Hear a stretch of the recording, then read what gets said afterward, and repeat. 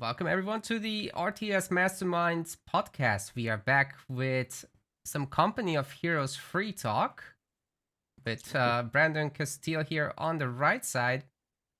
How are you doing, buddy? Doing well. It's been a while. How are you?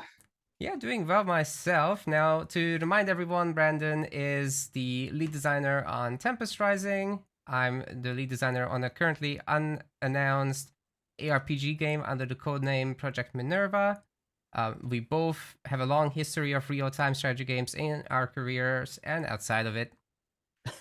Yeah, big RTS nerds. Yeah, and I love being able to sit down and talk RTS with people. I tell my family that I'm like one of those little old men that'll just talk your ear off to the telemarketers. um, but yeah, no, I'm kind of living my dream right now with Tempest Rising and this show, so I'm really happy. But yeah, so the topic for today I think is going to be Company of Heroes 3 and that whole situation. That's right, that's right. Well, it's no secret that the start was very rough with Company of Heroes 3's launch. The ratings went all the way down, especially the user ratings. On Steam, currently they're at 54%, I think, at the time of recording, and I've seen like the recents going down very close to 30%. Highly Yeah, negative. I actually just checked before the show and it was at 37% for the recent reviews. Okay, Um went up a bit. Nice. that's that's good. That's a positive direction, right? Up past 30. Um but yeah, I mean, when's the last time we saw an RTS launch of this size have that kind of an outcome? Like, Nope. yeah, I mean, even Crossfire Legion last year, I think it's still like mostly positive. It's hanging Yeah, around 70%. it may Um, not have become popular, but it certainly didn't get hate. yeah, or if it did, it didn't get the kind of hate that Company Heroes 3 is True. getting. So, So, do we want to talk a little bit about what that's all about? Where is the hate coming from? Is it deserved? What's your no offense? yeah, so What's your so take? it's a really interesting situation to me because um I think even a lot of the detractors who are willing to have a an actual positive conversation about the game admit that the gameplay itself is actually really solid. Um, I would be willing to go so far as to say it's got the potential to be the best Company of Heroes in terms of gameplay out of all of them. And I know it's going out there on a limb a little bit, but I was really impressed by kind of the core updates and changes. And a lot of people in the betas and stuff were saying this just feels like a mod or Company of Heroes 2.5. So they weren't really, I wouldn't say they weren't really drastic with their changes in the format, but I think in the end there's enough to kind of make the case that it deserves its own standing as a unique game. The problem is actually everything that's not the gameplay, right? Graphics, audio. Audio is a big one. Um, Campaign quality. Um, so I can keep going. I don't want to just have the whole thing be me prattling on. So feel free to jump in. Yeah, sure, Um, sure. I also felt that the gameplay was a step up. I mean, to those that haven't been following Company of Heroes, however, that might be a little tough to see, maybe. The biggest change really is that you got a ton of call in powers and perks that you can pick up as you pick up command points. So that really wasn't as much of a thing before, especially the ability to call in units uh, that you don't have to actually train yourself is very big through the new commander well, system. the other thing that's kind of cool is in Company of Heroes 2 with their commander system, when you got access to those units, what it did is it gave you a button on your HUD, and every time you clicked it, you'd get another one of those units, provided you had the resources for it. With Company of Heroes 3, what it's doing is when you get access to a new unit, sometimes there's a direct call in, but sometimes it's actually just replacing one of your core units. to train. So one of the US battle group additions is it just swaps out your engineer for the combat engineer, which I think is actually really, really cool. And I think it's a nice refinement Yeah. over what was done And they in call it Company of battle Heroes 2. groups now, so there's that. Yeah. Honestly, out of all of it's one of my favorite versions of a loadout system that I've seen. Um, in Company of Heroes 2, there was a lot of it was noted, I guess, by players that you get three choices with your loadout in Company of Heroes 2, and you pick one, and that's the last choice you make as far as that goes. And then you just unlock the different passive abilities and active abilities and unit call-ins and what have you, just one at a time with points passively. With the battle group system, you've got the 3 battle groups, and that's all they've gotten for each faction so far. I think if the game does well, they'll probably add more.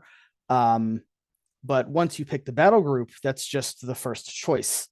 Because as you gain points, and this is mostly for the benefit of people who haven't played the game, as you gain points, there's these 2 tech trees for each battle group, and you can unlock the different options within each tech tree. And they're not mutually exclusive at that point, although sometimes you have to choose A or B, and then you can't go back and choose B once you've chosen A. Yeah, there's some mutually exclusive choices within one tree, but the two separate trees are actually separate, and you can progress down both eventually. It just Yeah. takes a long amount of time. But I like that it opens up a bunch of choices instead of just a thing, and then it just changes the whole rest of the game from the point where you make that one choice. So I think that's actually one of the stronger aspects of the game, and I really I've been really excited about it since they revealed it. I think they had a video and an article or something. Yeah, I definitely think it's a strength. Like you know, and probably several viewers will know that I'm a huge fan of the RTSs that offload the sub faction sort of choices from the menu screens into gameplay. So, for example, I'm a huge fan of Age of Mythology, obviously. Age of Empires 4 as well did something like this, where they had the landmarks Age of Mythology with the minor god system. Then Age of Empires 3 carried that through, and there's some other games that explore this kind of space with Spellforce doing the choice of heroes. Warcraft is doing the choice of heroes as well. In tech tree, so there's definitely a lot of games that went down this kind of route, and I think it works really well across the board. So very glad that Relic is experimenting with this kind of area. But I think enough about the battle group system. Shall we talk about the big element that was really the staple item for Company of Heroes 3's launch, the campaign?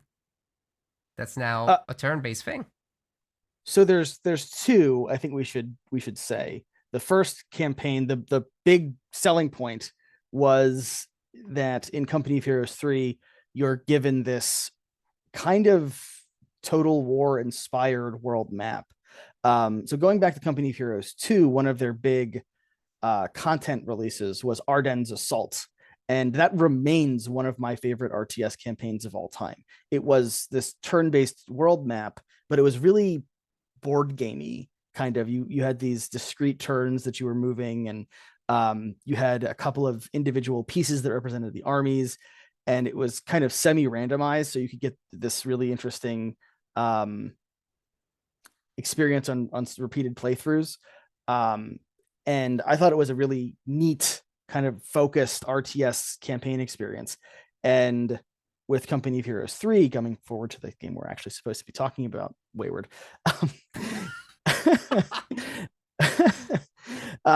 they really expanded the idea. And I don't know if you remember, but during kind of the heyday of I think it was Total War, Warhammer 2, and Company of Heroes 2, they did these Relic and CA did these kind of like friendly competitions where they were having players play the 2 games, and however many, like what proportion of games were played, they had these like this contest. And obviously Total War Warhammer had a much larger population, so they had some sort of percentage thing to make it fair. But whichever one won the contest, you'd get this cosmetic in the game that won. Do you remember any of that happened? It was probably 2015, maybe around then. I Uh, wasn't actually working on Warhammer at the time. Uh, that was um, Warhammer 1. So 2 came out in 2017. That must have okay. been a game 1 thing I worked on too. Okay. Yeah, I don't remember if it was one or two, and I don't remember exactly the year that they started it, but they did. I think they did three or four of these where there was this competition where they had players go into the competitive modes, um, and you'd get this. If your game won, you'd get a special cosmetic for it. Um, but I think around that time, Relic kind of fell in love with some of the stuff that Creative Assembly were doing, and it really shows. I think they tried to create a Company of Heroes version of what's going on in the Total War games with the big world map and the stuff that you're kind of tying all these random combat situations together. Um, and all of that to say, it hasn't gone very well for them, has it? Um, They've well, certainly when you struggled with said it. friendly competition, that was exactly the right way to put it, actually. There was some collaboration on that front. So we were sent early builds of Company of Heroes 3's campaign mode. So I've gotten to play it very early on. And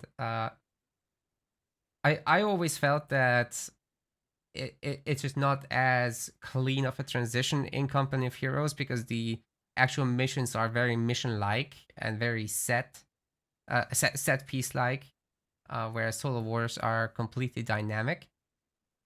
I think the transition there is just a little bit more difficult to pull off, and it really shows itself still.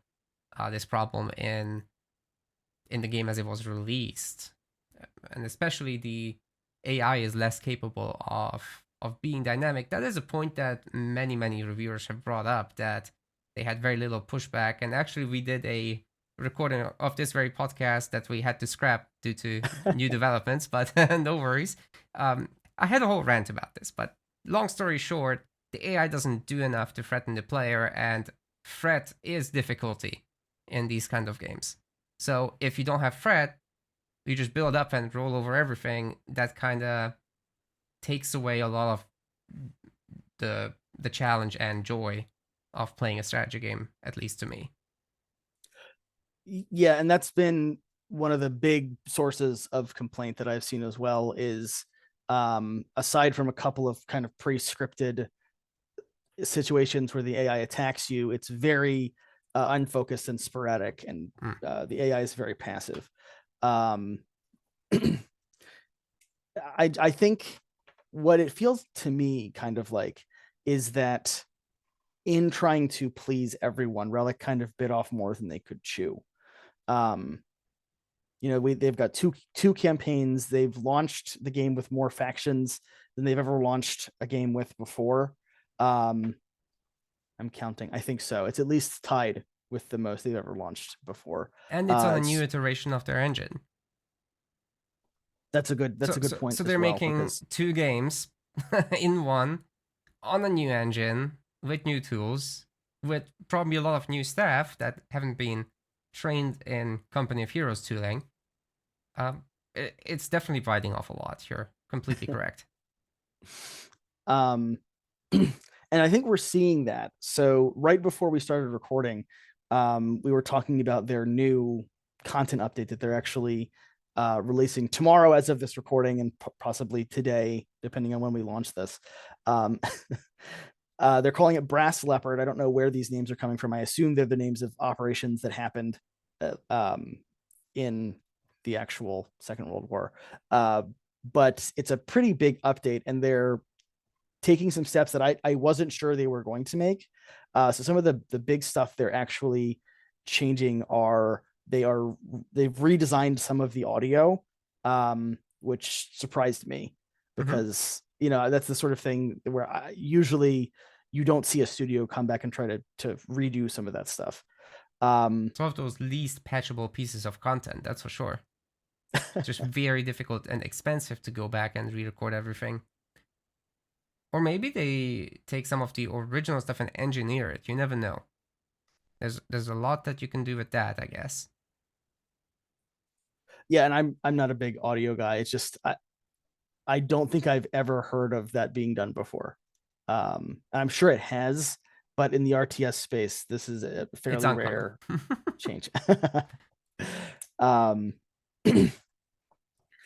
but yeah, so I think that's kind of the when we are distilling this to a prescription about what happened. I really think that the bottom line has to be Relic just tried to do too much all at once. Um, launching with one of the two campaigns and giving players the second one later as a DLC update, I think that probably would have been received pretty well. I mean, don't you? Like, it's really rare that a game launches with two completely separate campaign modes like this. Yeah. Um, and I think this might be part of why. Just because it's two completely different skill sets that you're talking about, where you've got the world map mode, and you've got to have people writing AI for that and testing and doing the scripting, and then you've got the actual other campaign where it's more traditional, probably easier to put together, but you'll probably have more cinematic stuff and audio stuff going on, and maybe like prop design for some of those missions. So I don't know. It just seems like it was a really, really massive undertaking. Um, and I think it might have stretched their resources kind of thin to push all that out.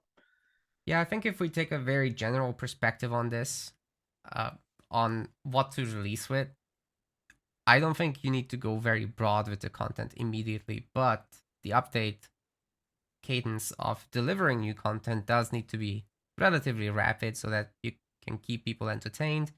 Release new content, both paid and free, depending on what it is. So, for example, a multiplayer map, obviously don't make people pay for that. That's a really bad practice. Right. Releasing an entire story-based campaign, hell yeah, make them pay for that. That's real quality um, pieces of content that you can produce like that for sure. Which kind of leads us into the other big thing we should talk about, I think. Because honestly, when the game launched, it was hovering around 60%.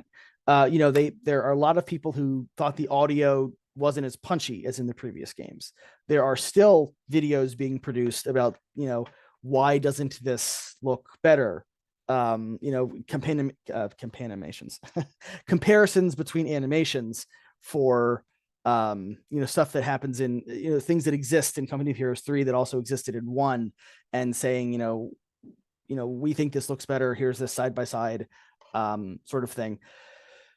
But the big drop off in reviews was with the first big update, which was also a metallic animal of some kind. I can look at what they called it real quick, maybe.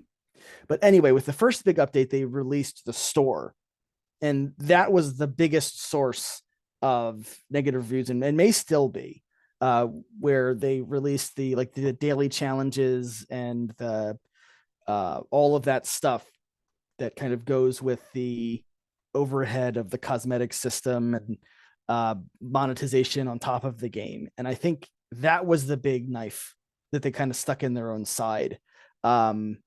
Yeah, it was clearly one of those things that they planned beforehand that, oh, we're going to have a great launch and then we're going to put on the store and people are going to be so happy that they're going to be able to get these cosmetics. It was called Sapphire Jackal, by the way. Yes, an animal. It was close. Close. The store in a AAA game that you already have to pay for. I mean, I didn't. I got a review copy. That's thanks, Relic. But a store in a AAA paid game, yikes. I'm pretty sure that everybody will agree with this, that is not a kind of practice that people will respond well to in general, especially if there are lackluster components to launch. But on top of that, in an RTS that is very historically based, your creativity with the store will be rather limited. I mean, they're So trying to sell skins on historically accurate units. So what can you do? You can do war paints. So from my perspective, as far as I can tell, we knew it was coming. Company of Heroes 2 has the same exact sort of thing. They've got a store, they've got skins, they've got Steam Workshop integration. They have, a you can buy stuff with actual money, or they have a soft currency that you can earn. I was not surprised that it was coming. And while I think, regardless, it probably would have given them a bit of a hit, I think anyone paying attention to the history of these games was not surprised that the actual store was coming, regardless of what people think about that or not. The big piece of, I think, why it hurt them so badly is it made it seem like the store was being prioritized over other things. Exactly, an So, insensitive timing of its release. right. When people are already holding their torches and pitchforks, it's probably the worst time to uh, ask for more money for non-essentials when essentials need fixing. I mean, let's talk a little bit about multiplayer when it comes to said essentials. So the multiplayer community is especially on the struggle bus as of ever since launch. Their experience has been significantly downgraded compared to Company of Heroes 2 because there is no spectator mode. So let's say you want to host a tournament, you're like me, and it's like, oh yeah, tournaments, let's go. Yeah, I'm sorry, you're going to have to ask your players to send in replays that you can then cast after the fact. And those replays, the players can save only one at a time. So if they play 2 games, which is not that common in Company of Heroes 3, series are usually best of ones. But anyways, should they forget to save and play a new game, that replay is gone. So absolutely horrible there. And live tournaments are completely out of the question, but AE, who is currently one of the biggest creators in that kind of space, is still trying to make this happen. And we were going to try to make it happen as well with Metaplays, but as soon as we realized that there's not going to be a spectator mode, we pulled out. And yeah, that's the first time I'm actually publicly talking about this. We're still conversing about maybe looking into it and trying out this offline casting format, but we're not very certain about it. Yeah, that makes sense. Yeah, that's one of those tough things, and I think we talked about this a little bit in our first episode, where for competitive communities, there's certain things that you really, really need to launch with. But the reality is, a lot of RTS don't. Yes. And they can the ones that they have their ducks in a row. They usually get them out within the first couple of months. And we have seen a roadmap for what Company of Heroes 3 is planning, and I think for you and myself, disappointingly, that stuff has been kicked down the road a little bit as they try to get the core experience solidified for people. The replays have been brought a little bit closer since that announcement, but yes, the spectator mode is still kicked down way down the other end. So that's very unfortunate to see, Yeah, for sure. And it's not the end of it either. Like, okay, tournaments, it's really a minority of people that want to play in that format, and even fewer people that need the spectator mode. But there's bigger things. For example, the ranked mode, which is auto match. It's not ranked. That's completely unranked with your hidden MMR and all that stuff. Then what Relic did was generate a leaderboard based on your unranked performance. That is a little bit of a controversy of its own. It kind of doesn't go together, those two things.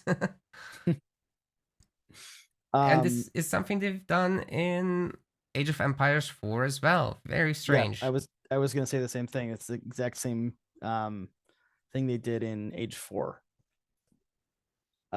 Which is, yeah, it's interesting because that is kind of one of those things that people tend to expect on launch, is the ability to do ranked and to be able to see the leaderboards and seasons and stuff. I feel like it's more understandable if that comes later, but 2 launches in a row, they've kind of had the same exact situation where they just kind of have this quick match with a hidden MMR, as opposed to any sort of Yes, but with leaderboards. So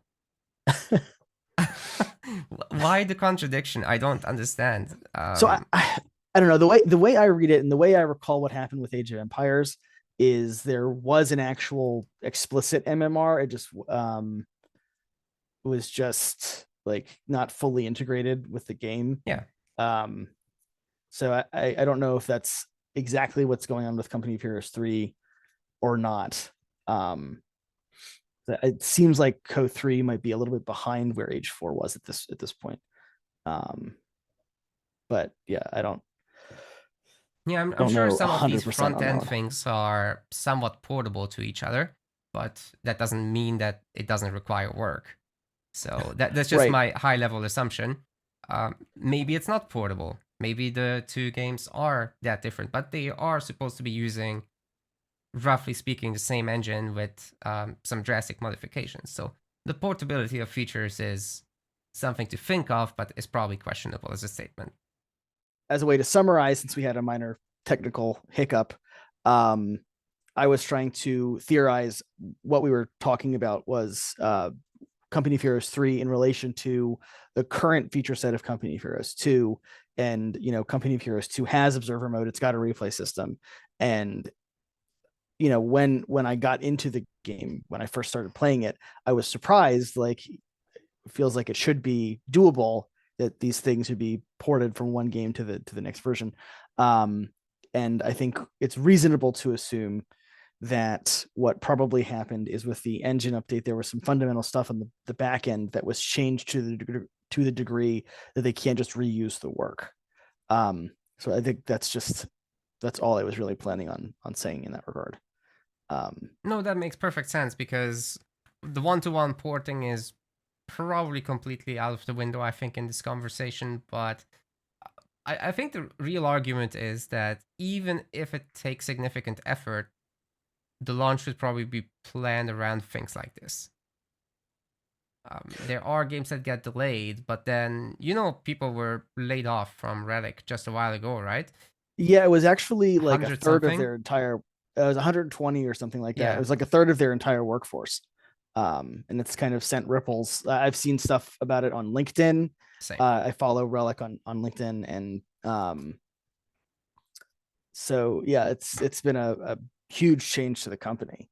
Yeah, very, When we very lost sad that. for everyone affected, of course. But hopefully, there's plenty of studios in Vancouver, and also I'm sure some of the others in the Sega group will be able to take on people. I know Creative Assembly was looking. How we are looking at Grimlore. If you want to come to Germany or Europe, or even just work remotely, that's fine. We have people in New Zealand, so Nice. Yeah, we have some artists on Tempest that always get on. Like as I'm going to bed, they're getting on to start doing nice. work. um, but yeah, no, that's a tough thing to have happen, and I'm really glad, honestly, because from my experience, what happened with Dawn of War 3 is it launched, players responded badly to it. It got like a one or two balance patches, maybe. They supported it. No, they didn't support it for very long, and then they just dropped it. And I guess they moved their staff onto Company of Heroes 3 um and Age of Empires 4.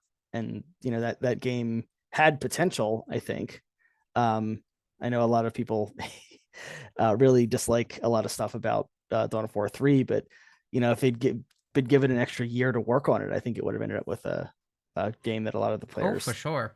And I think with a modern development mentality, it also wouldn't have been abandoned that quickly. Like it had some good bones, right? Like, okay, people didn't like the mobile-like gameplay. The visuals were a little bit cluttered, a little bit maybe. Some animations were over the top, but this is not an unsalvageable product, surely. Yeah, that was the frustrating thing to me, is that it seemed like there was potential there to get it turned around, and not seeing it not seeing the developer be able to continue to push to make it better was frustrating. So our main Um, topic is what's next for Relic. How do they fix this situation? How do they not dawn of war themselves? well, so I think they're already moving in the right direction. They're improving the audio. That's a big thing. I think they already did around launch. They did some like shader work to improve. There was this kind Yeah. of like cell shading sort of thing in the last beta that people didn't like, and they turned that around pretty quickly. They're doing a big update, like again today or tomorrow, regarding when this video comes out, that introduces changes to the call-in system, the drops and the loiters and all of that will improve the gameplay.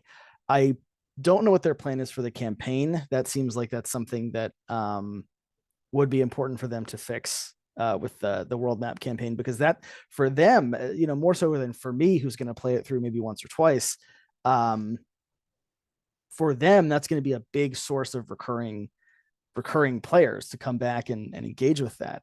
So they need to get that fixed. And I have not seen what their plans are for that specifically. So I hope that they are committing manpower to fixing that and improving that experience, because I think that's going to be an important thing for them. I'm also fairly certain that there's already pressure coming from higher up, especially from the Sega side, considering layoffs. Like that's usually the kind of move you make when you want a studio's financial productivity to go up. And trimming the fat is like maybe a brutal way of saying it, but that's kind of the way that people higher up operate that make these kind of calls. They reduce all access and focus on making the maximum amount of profit with the minimal amount of workforce. So the way to do that would be to start cranking out new factions very soon, rather than committing to further improving the game. They make it more content rich. That is a way I could imagine them going about things soon. And in the process of doing these content updates, they would set aside a little bit of resource, some tiny amounts, just to keep fixing tidbits one at a time, and eventually getting to a state where everybody's happy, but not in big game fixing patches. So putting on my tinfoil hat here, the update they're working on right now, the what is it, the brass leopard, they said it's a mid-sized update. So my guess is probably their next update after this one is they're gonna aim for something larger. Maybe they'll try to squeak in something small between this one and the next big one. But I think they're aiming for a really big update within the next couple of months, just based on that language. So again, that's a bit of a tinfoil hat sort of thing. But we need to get you an actual one for the podcast next time. And actually, what a different tinfoil hat. Oh, okay. I could put one together. I can do that. Can make some meme material. Yeah, sorry for the podcast listeners that you're missing out. That's amazing. But yeah, so I don't know. The core gameplay is really solid, and they're continuing to iterate on that, and they've shown some dedication to making that work. There's a lot of other stuff that needs to be polished and tightened up. From my perspective, and I'm again putting myself on a limb a little bit saying this, I think the negative reaction is outsized to the amount of stuff wrong with the game. I don't know. I was surprised when I saw it in the 50s and 60s, and I am more so surprised by seeing it in the 30s. And I don't know. I try to style myself as kind of like a positive, like focus on the positive type commentator, and maybe that's part of it, is I'm just being too nice, but I don't know. I continue to be surprised by the extent to which there's a negative reaction. I'm not surprised that there is negativity, because there's definitely a lot of stuff that needs to be cleaned up and fixed. It's just, I'm surprised that the impression is so bad across such a large percentage of the player base. I don't know what your thoughts are on that, but I'm always in the middle in these areas. So for example, when Age of Empires 4 launched, that's my closest reference point where I had really strong expectations and they weren't delivered on. So kind of where I stood was I was expecting something to replace StarCraft 2, but that was not what the product was all about at all, as it turns out. And it was nowhere near as clean, and just the feeling of controlling units in the game and how you interact with the UI, it was nowhere near StarCraft 2's level, and that led to me being so much more strongly disappointed by the overall product that I was kind of unable to enjoy the good in it. And that's when I needed to stop playing personally. And that's not without me appreciating the good, because I did host tournaments for it despite not playing myself anymore. Right? I just got someone else to cast it. And that was fine. That was fun. I watched all of it, and that was fun. But it's very easy, I think, to find the things that you don't like and to superimpose them on the entire product. So if it happens to me as a professional in game dev, then it happening to players doesn't surprise me in the slightest. Yeah, no, that makes sense to me. I don't know. I actually just looked it up just now. Dawn of War 3 right now has about a 49% positive rating on Steam, and Company of Heroes 3 is way lower than that. Yeah, I don't know. I do think that part of it is that I look for different things in games than some other people might. So like we spent a lot of the early stages of this podcast talking about the battle group system, and that, like, the joy of that system to me kind of elevates everything else. Mm-hmm.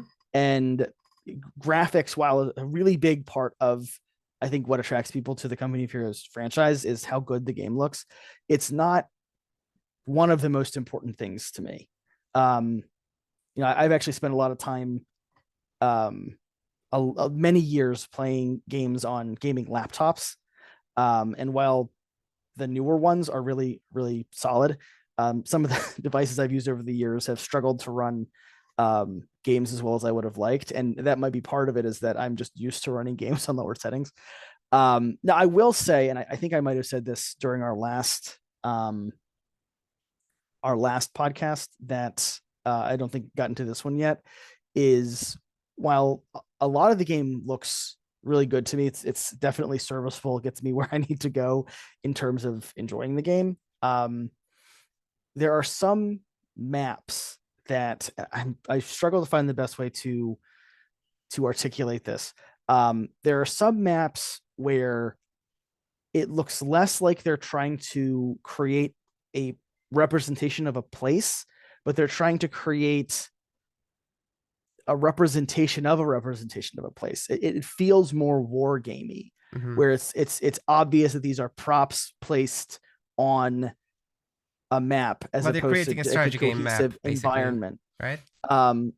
Yeah. One of the easiest ways for me to think about this, and that's because I like Dawn of War 2 and I'm still playing it and interacting with the content, is it's very obvious in Dawn of War 2 when you're watching someone play on a player-made map versus a dev-made map, where in a dev-made map they take the time to kind of integrate all of the environments together so it looks like a cohesive thing, a place. Where a player-made map is there, I'm going to put a blocker here and I'm going to put a blocker there, and there's a terrain piece here, and it looks and feels less cohesive, less like an actual place. And some of the maps in Company of Heroes 3 feel that way to me. Now, I think some of them they do a really good job of kind of making it feel more cohesive and bringing everything together. So even what I'm trying to say with all this is, even from my perspective, where there are a lot of people out there making a lot of hay about the graphics, and I wouldn't as much, even from my perspective where I don't care about that as much, I have seen some things that have surprised me a little bit Yeah. Well, about some of the maps. I've definitely seen better, but it's not bad by any means. So yeah, better stuff does exist out there, sure, in terms of visual fidelity, and maybe on the front of being dull. Company of Heroes is definitely up there because because of the colors of a World War II landscape that's war torn. Yeah, that's gonna be like that. Uh, so you can't expect your uh, very shiny fantasy environment there. That's for sure. And that contributes, I think, to that feeling of it not being flashy enough graphically, for sure. But it does the job, like you said. You get where you need to go. You can read your units and know exactly what they are, and have a fairly good understanding of what they're up against. Although I do feel that the unit descriptions need some love there. They're very texty and not very descriptive. Um, Visually speaking, generally, I'm on the okay side of things. It's better than average. Uh, in every culture, okay means something different in terms of Right. ratings, right? Let's put it on a scale of, I'm gonna say it's a 6.5 to 7 for me out of 10, I and think that's I'm fair. totally Yeah. okay to play at that range. That's fine. Um, I hate to cut things short, but I am kind of running out of time. That's Um, okay. I think we discussed everything that we needed to discuss hey, for Company of Heroes 3. So I guess we're going to be looking forward to more content and development on Company of Heroes 3. And I'm sure we'll revisit the topic at some point. it would be neat to do this a couple months down the line and see, Yeah. what, if at all, our opinions have changed versus also what, players are saying. Um, so Yeah, that's exactly it. So, coming up, actually, very shortly, on the 11th of June, will be the Stormgate reveal. So, definitely expect something on that front. I'll be doing a live reaction, and then we'll probably be jumping into one of these episodes shortly after. We'll see exactly what time we'll agree on something. we'll There will find be the an time to do episode. it. Yeah, that's going to be an exciting one. Yeah, and then there's a new Age of Sigmar RTS, so we'll also talk about that. There's not much explicit about it yet, Yeah, so not much yet. We can make some guesses and yeah. inferences and then check ourselves later and see how well we did. Sounds good to me. Sounds good. It looks cool. I'll say that much. Looking forward to seeing more from them as well. As someone who, again, admittedly likes Dawn of War 2, I am intrigued. I'm interested to see more. Yeah, I think man. it looks like a promising concept, and it's just a matter of checking out the execution and learning some of the unknowns. Well, then the only thing left to be said is that we're officially launched everywhere, right? We're on YouTube. We're on all the podcast platforms that you could imagine: Spotify, Amazon, you name it. We have all the social media ever. Find RTS Masterminds podcast. Find us. It's easy. Won't be difficult at all. And we've got a Patreon where you can access all of our stuff completely ad free and early. So check that out as well. We also have a Discord that's connected to this Patreon, by the way. Hell yeah, man. Thanks, Brandon, for Thanks so joining. much. Yeah, Love I'm talking to you excited about to. Company of Heroes. We'll do it again. Yeah, and all the other exciting RTS stuff we've got going on this year. Honestly, I feel like this is a really good time to be an RTS fan. Yeah. Hey, maybe we'll also talk about Sins of a Solar Empire. I was actually eyeing that. Yeah, I actually own it. I need to You do? check out some of the. Nice. Yeah, I bought it early to support them because one of my friends is the lead producer on it. Um, Ah, it's Unicrocken, isn't it? yeah, Yeah, Unicracken. it is. Uh, Nice. so yeah, but I kind of tinkered around with it a little bit right at the Mm. beginning. And I need to get back into it to see all the stuff they've changed. It's not really my speed of game, but I'm gonna give it the old college try. So Yeah, I'll do it when there's a second race. I'm buying then. nice. All right. All Well, right. that's it for us. See everyone in the next one.